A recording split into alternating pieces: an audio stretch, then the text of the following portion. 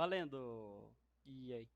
Então, eu estava devendo a videoaula sobre as métricas de dispersão, e ainda por cima eu estou devendo uma videoaula sobre probabilidade. Hoje, acredito que e hoje acho que, quer dizer, acredito que sai tudo hoje. Para começo de conversa, hoje com certeza sai a nossa videoaula sobre as métricas de dispersão, né? Então, retomando o que a gente estava falando sobre na videoaula passada, é, então você possui alguns experimentos, né, as quais você tem que fazer um levantamento de dados de um modo sistemático e várias vezes, e esses dados você percebe que eles vão variando, né? Eles vão flutuando em torno de um valor central, ou esses dados tendem a um valor central. Então eu mostrei como calcular esse valor central, então a gente tem alguns métodos para calcular esse valor central, tem a média aritmética ponderada, a mediana e a moda. E cada uma dessas medidas de valor central tem a sua utilidade, e agora a gente vai ver as medidas de dispersão desses valores, né, em torno dessa medida central. O que eu quero dizer com isso? Como você já deve ter uma certa experiência, quando tem vários valores, né, que vão soltando, são sendo soltos, ou várias medidas são sendo feitas, elas sempre acontecem em torno de uma média. E aí a gente tem uma linha, né? Imagina que isso aqui é uma linha por onde ela passa. Então imagina que eu tenho várias medidas aqui, né? Tenho várias medidas aqui. E aí essa linha seria a média dessas medidas, né? E essas medidas ficam flutuando em torno dessa linha central. Existem algumas maneiras de se observar essa situação, né? Por exemplo, eu coloquei uma situação assim, ó, em que eu tenho variáveis no eixo horizontal e a frequência absoluta no eixo vertical, né? Absoluta. E aí, aqui as variáveis vão crescendo para cá, né? E existe uma chance, tipo, daquelas variáveis que vão mais se repetindo, né? Que elas estão aqui no centro, as que vão pesar mais, né? Essas variáveis daqui do centro são as que acontecem com mais frequência. Então serão elas que elas terão um peso maior na hora de calcular esse valor central que é aqui dentro desse intervalo, né? E aí quem determina se esse pico aqui vai ser uma forma de determinar, né, de verificar se esse pico aqui ele é bem fino ou bem disperso, né? São as métricas de dispersão. Então aqui eu tenho um valor central, né? E aqui eu também tenho um valor central, né? Então, o valor central de medidas. E aí, quanto maior essa altura, maior frequência essa medida acontece. É por isso que a gente chama de valor central. E aí, ó, a base dessa pequena montanha, desse morro, é o que a gente chama de dispersão. Né? Dispersão. Dispersão à esquerda, dispersão à direita. E existem várias maneiras de se distribuir. Isso aqui é um dos jeitos mais comuns de se observar a, é, como as medidas elas variam, né, em relação às suas frequências. Eu usei o exemplo de várias medidas surgindo aqui. Imagina assim, ó, que eu tenho uma régua, né? Ela é toda milimetrada aqui assim. E aí toda vez que eu vou medir a dimensão de algum objeto, aqui é zero, né? Digamos que aqui é a marca zero. E aí digamos que ela vai daqui da marca zero, que ela vem daqui da marca zero até a marca, sei lá, 5 centímetros, né? E aí, digamos que agora eu vou pegar um outro objeto de dimensões muito parecidas e vou medir esse objeto também de novo. Ah, mas agora o valor obtido deu 5,1. A terceira medida deu 5,05. E aí fica variando em torno desse valor central, entendeu? Fica variando. Se essa distância aqui, desse parêntese aqui em torno da medida central for pequenininha, então, se essa distância for pequeno, né? Se os valores flutuarem bem próximo, deixa eu ver aqui. Se as medidas flutuam bem próximo do valor central, então a dispersão das medidas, né? Eu vou deixar condensado aqui, mas já vou deixar explícito. Dispersão das medidas é pouca, né? O que eu quero dizer é que você está fazendo uma medida com alta precisão aí, né? E se esse parênteses aqui, as medidas acontecerem dentro de um parêntese maior, né? De uma distância maior entre esses parênteses, e aí então eu quero dizer que a dispersão é maior, e aí a precisão da sua medida é menor. Beleza? Então, precisão é inversamente proporcional à dispersão, né? Se a dispersão é baixa, a precisão é alta. Se a dispersão é alta, a precisão é baixa. Eu acho que eu falei isso corretamente. Aqui eu dou alguns exemplos. Tá. Antes de eu avançar sobre as métricas, eu falei sobre as métricas de dispersão e todas elas vão utilizar uma métrica que é muito simples, que ela é muito simplória e ela não tem muita utilidade além disso, que é a métrica chamada amplitude. Para eu falar da métrica amplitude, antes de definir ela, eu vou usar um exemplo que eu tenho aqui dois conjuntos, né? Dois conjuntos de medidas. Aqui o conjunto C e o conjunto B. Nesse conjunto C de medidas eu tenho 86, 92, 91, 95, 90, 89 e 94. No conjunto B eu tenho os elementos 93, 92, 90, 91, 90, 93 e 88. Agora vem a amplitude e eu vou dar a definição de amplitude. Ó. Considere um conjunto cujo elemento de menor valor vale xi e o elemento de elemento de maior valor vale xs. Então a amplitude A desse conjunto é igual, é dado, né, por definição, é dado por essa igualdade, né? Essa igualdade significa igual por definição, tá? Então essa diferença de xs com xi da amplitude dos dados, né? O que significa isso? Significa que esses dados, essas medidas, elas variam dentro de um espectro, né? O que é um espectro? Espectro você pode considerar um exemplo de espectro aqui. Régua é um exemplo de espectro, né?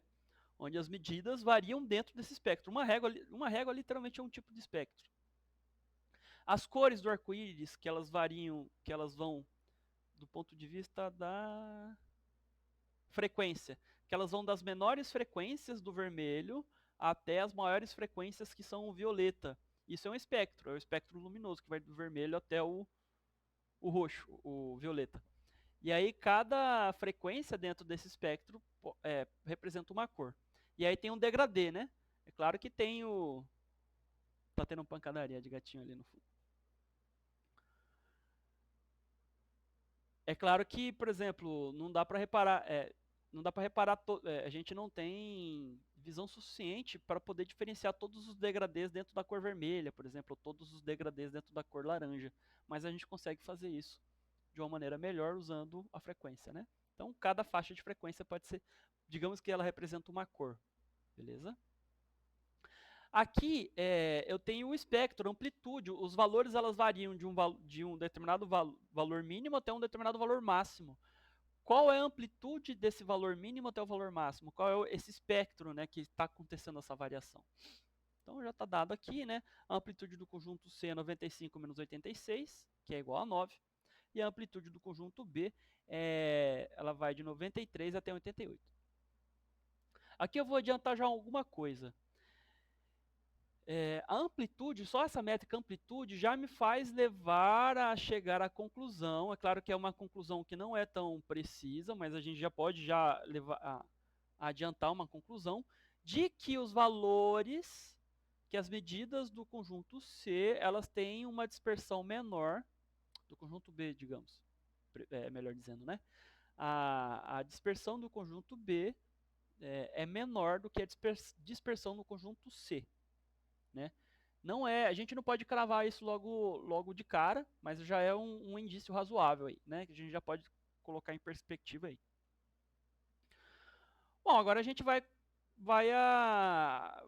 de fato verificar as métricas, né, que vão nos dar certeza que a gente pode comparar a dispersão das variáveis de um conjunto de elementos com outro conjunto de elementos, ou um outro conjunto de medidas, né?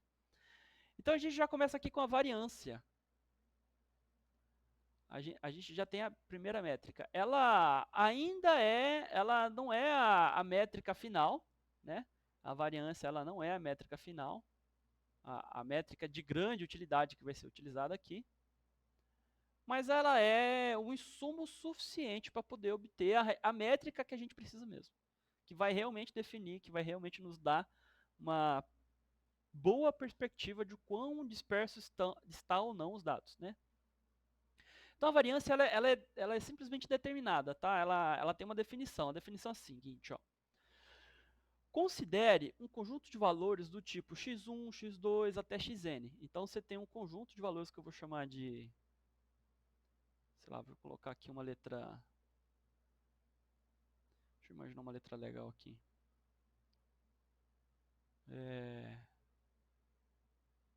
Conjunto D de valores, tá? E aí esses valores começam com x1, com x2 e vai até um valor final, que eu não sei qual é, e é xn. Então, dentro desse conjunto tenho n elementos.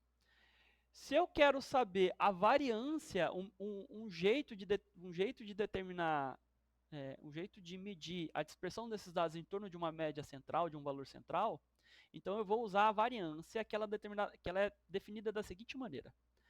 A variância é literalmente esse sigma elevado ao quadrado.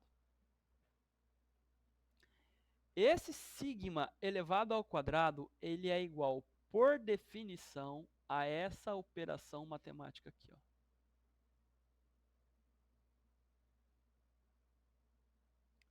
Eu vou pegar o valor x1 e diminuir dele o valor, a média.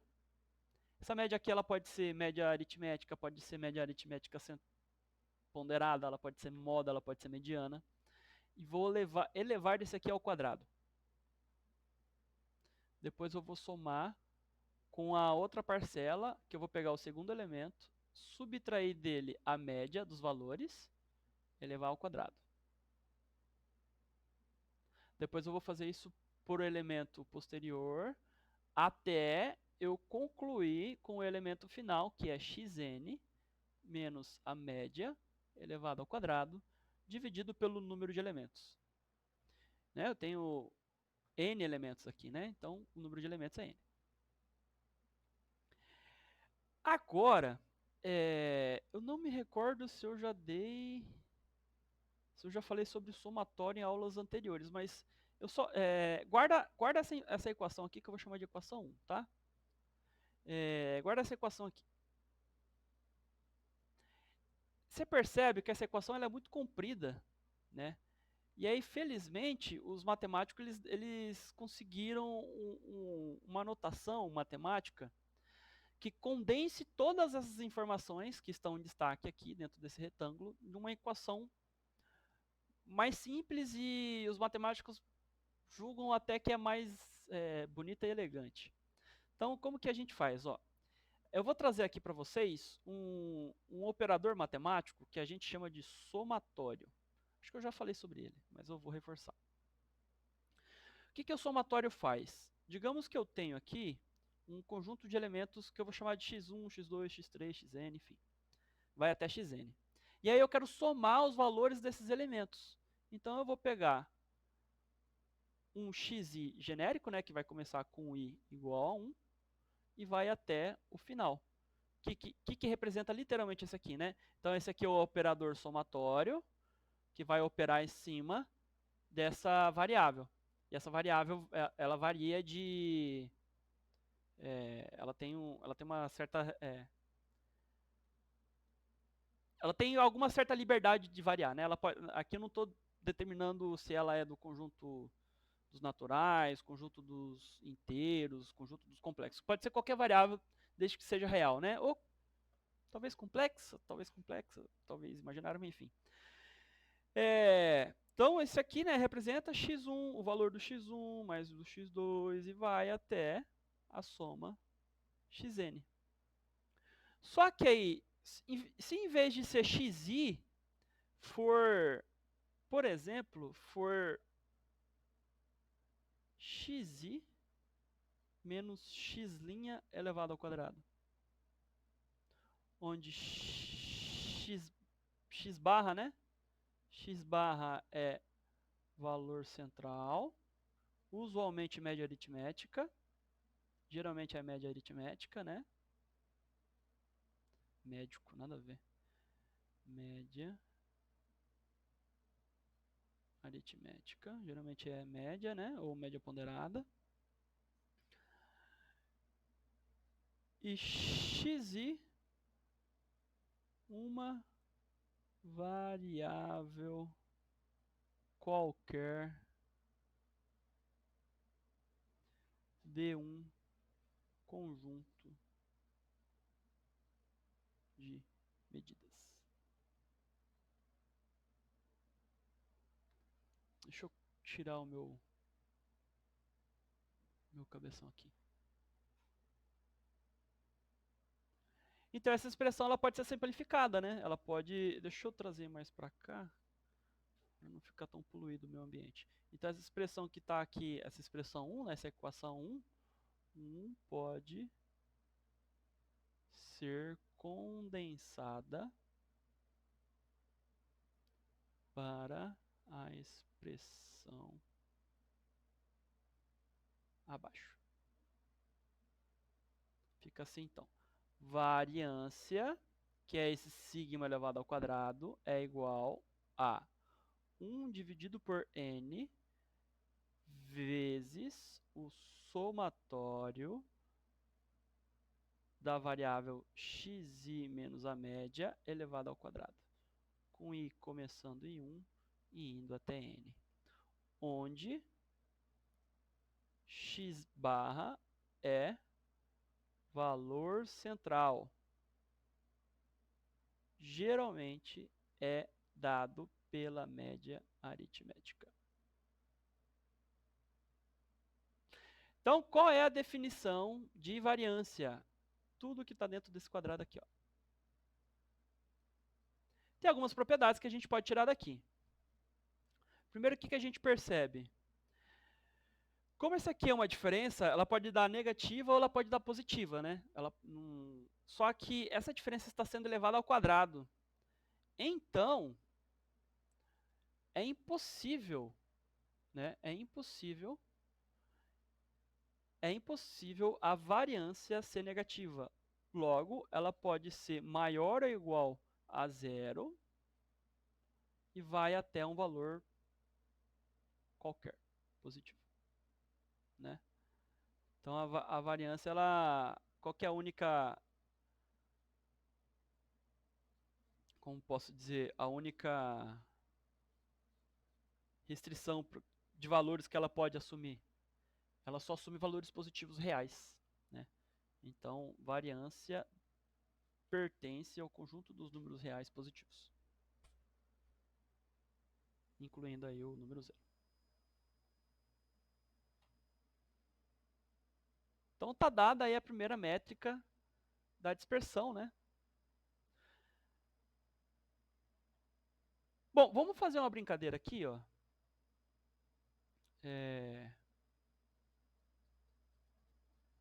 Eu vou mostrar uma coisa aqui para vocês. Vamos primeiro fazer o seguinte, vamos pegar, eu coloquei essa informação em algum lugar daqui das minhas anotações. Achei. Vamos calcular primeiro, para calcular a variância desses conjuntos aqui que eu coloquei, ó. Eu vou usar isso aqui como os exemplos, tá? Os exemplos. Eles serão utilizados em todas as definições que vão surgir a partir de agora. Para calcular a variância desses dois conjuntos, vamos fazer o seguinte, vamos tirar a média, né? Porque a gente precisa desse valor para poder calcular a variância. Então, quando a gente tirar a média, eu já adiantei o cálculo aqui, a média aritmética do conjunto C é 91. A média aritmética do conjunto B é também 91. E eu já adiantei que a amplitude do conjunto C... Deixa eu ver se eu lembro aqui. Eu já adiantei que que a amplitude do conjunto C é maior do que a amplitude do conjunto B. Então, o conjunto B tem uma dispersão menor dos seus dados do que o conjunto C. A variância é uma métrica que deve indicar isso, tá? É uma métrica que é muito provável que ela indique isso. Vamos verificar isso, né? Se ela fazer uma demonstração contrária da nossa suposição inicial, não tem problema. O que aconteceu aqui é um refino, né, um refino da nossa previsão, ou uma melhoria na precisão da previsão, tá? Se der uma conclusão diferente. Então, vamos calcular a variância do conjunto C. Essa variância está dada assim, ó, são, se não me engano, 9 elementos, 7 elementos do conjunto C. Né? E aí como que a gente vai fazer? A gente vai pegar o primeiro elemento, menos a média, elevar ao quadrado, o segundo elemento, menos a média e elevar ao quadrado, somar com o terceiro elemento, menos a média, elevar ao quadrado, e aí a gente vai fazer isso. A variância do conjunto C está dada como sendo 56 dividido por 7, ou variância do conjunto C igual a 8. Eu não vou fazer os cálculos aqui, porque esses cálculos aqui são enfadonhos e você certamente está no ensino médio do Instituto Federal, você tem uma calculadora científica, né? Uma muito parecida com essa. Então essa calculadora, você já pode colocar esse cômputo aqui que eu deixei marcado aqui, né? Ele cabe todo ele dentro da sua calculadora científica. Quando a gente procede o mesmo algoritmo para o conjunto B, a gente obtém esse resultado aqui, ó.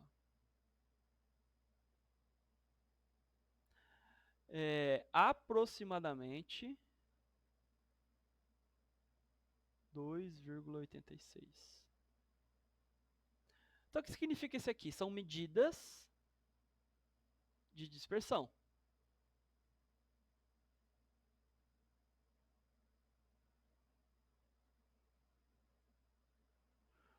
Quanto maior a variância, maior a dispersão. O que a gente conclui aqui? Que a dispersão no conjunto C é maior, né? A dispersão no conjunto C é maior do que a dispersão do conjunto B.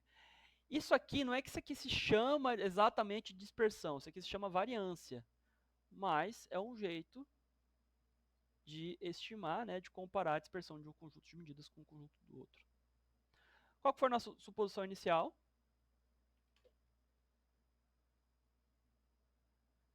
Que a dispersão dos elementos das medidas do conjunto B é menor do que a dispersão dos elementos do conjunto C, que é o que a gente concluiu aqui embaixo. Né? Reforçou a nossa conclusão aqui. Ó. A dispersão no conjunto C é maior do que a dispersão no conjunto B. Reforçamos. Então, a nossa primeira previsão ela foi refinada, ela está mais precisa, digamos assim, tá? Desvio padrão é simplesmente isso aqui, ó.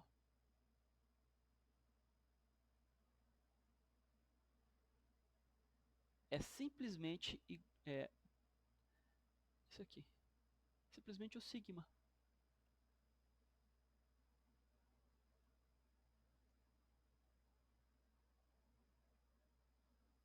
É o sigma. Isso aqui é o desvio padrão.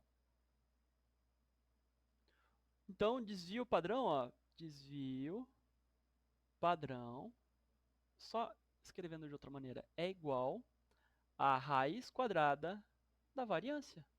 Não é isso? Não é isso?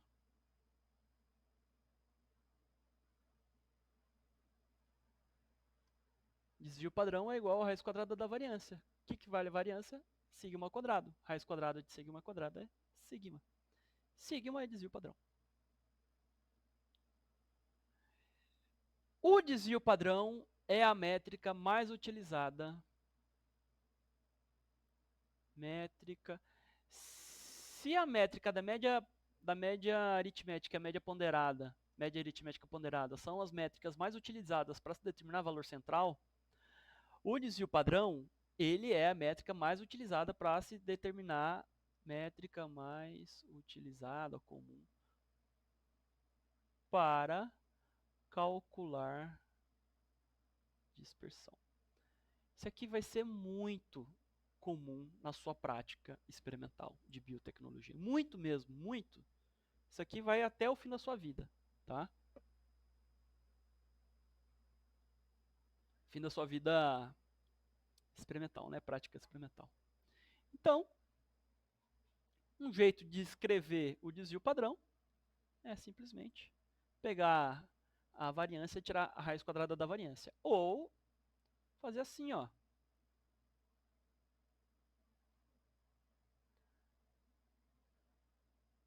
Pega a diferença, aqui era para ser I, né?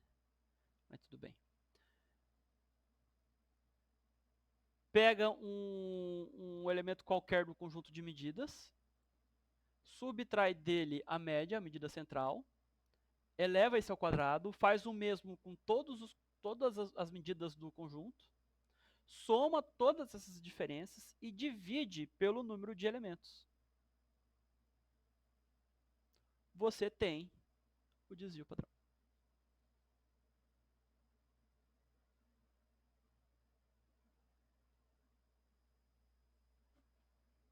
Ok?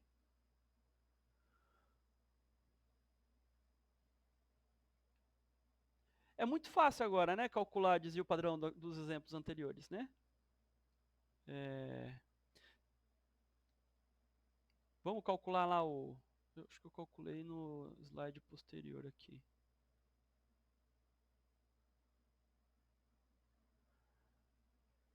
Tá, o que eu peguei aqui? Variância C é aproximadamente igual a...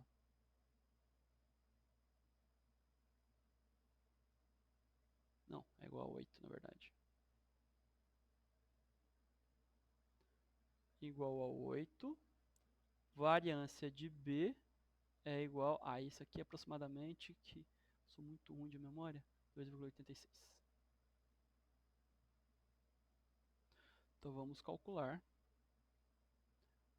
o desvio padrão do conjunto de medidas C. Eleva ambos os lados por meio, né? Ambos os lados por meio. Isso aqui então dá sigma C. Raiz quadrada de 8, calculadora. Isso aqui dá aproximadamente 2,83. Isso aqui é o desvio padrão das medidas do conjunto C. E o desvio padrão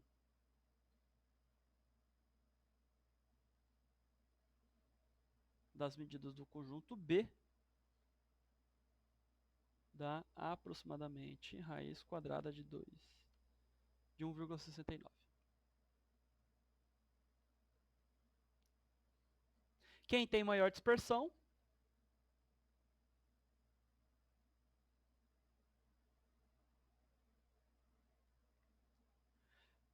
então veja só, os dois conjuntos B e C têm o mesmo número de elementos, tem o mesmo valor de medida central, no caso de valor central, no caso lançando-se mão da medida da métrica média aritmética.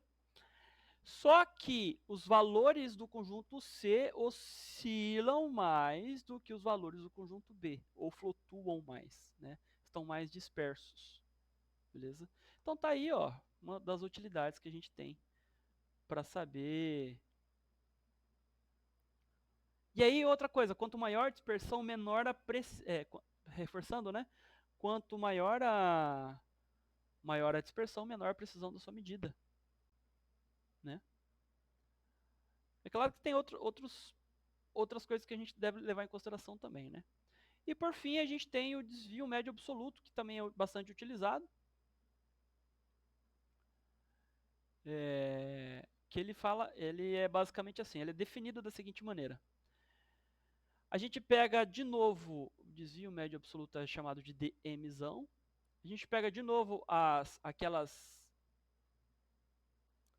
como posso dizer, aquelas diferenças, né? A gente pega uma medida e subtrai dela o valor da média. Só que em vez de elevar ao quadrado, agora a gente vai tomar o módulo dessa diferença, para que não tenha negativo. Nenhum tipo de valor negativo. Né? Eu vou dar mais um significado mais forte do significado. Sobre. Né, então, esse aqui é desvio, outra métrica de calcular dispersão, desvio médio absoluto. O que é? Esses dois valores, tanto o desvio padrão quanto o desvio médio absoluto, eles vão fornecer valores parecidos, tá? O que em essência a gente deseja mesmo saber aqui, usando essas métricas, é a intensidade da dispersão. Não significa exatamente que os valores diziam na média, os valores do conjunto B diziam na média 1,43. É mais ou menos isso, mas você não pode cravar isso, porque existem duas maneiras de se utilizar, duas maneiras de se verificar isso, né? Então, o que é mais ou menos o desvio médio absoluto e o desvio padrão, eles têm mais ou menos o mesmo significado. Qual é esse significado? Então, digamos que você tem aqui uma reta onde eu concentro todas as medidas nessa reta. E a medida que mais acontece, que mais vezes acontece, ela acontece aqui no ponto vermelho. Então, esse aqui é o meu valor central. Né, valor central. O significado de desvio médio absoluto na prática e do desvio padrão é que quando eu acho o desvio, por exemplo, o desvio médio absoluto do conjunto de medidas do conjunto C, significa que essas medidas estão variando mais ou menos na média mais 2,29 menos 2,29 em torno do valor central. Não é exatamente isso, mas na prática entendeu? É aproximadamente isso, melhor dizendo, né? É aproximadamente. E aí você vê aqui, ó, que o desvio padrão, né?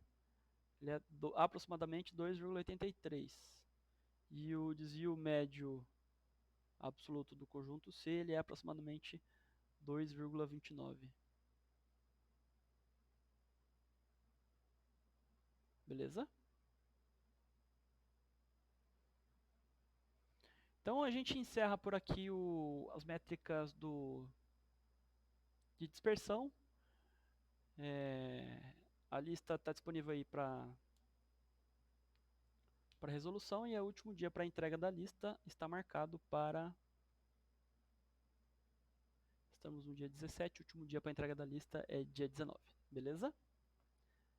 E eu arrisco a me dizer que essa é a última aula de matemática do ano letivo de 2020.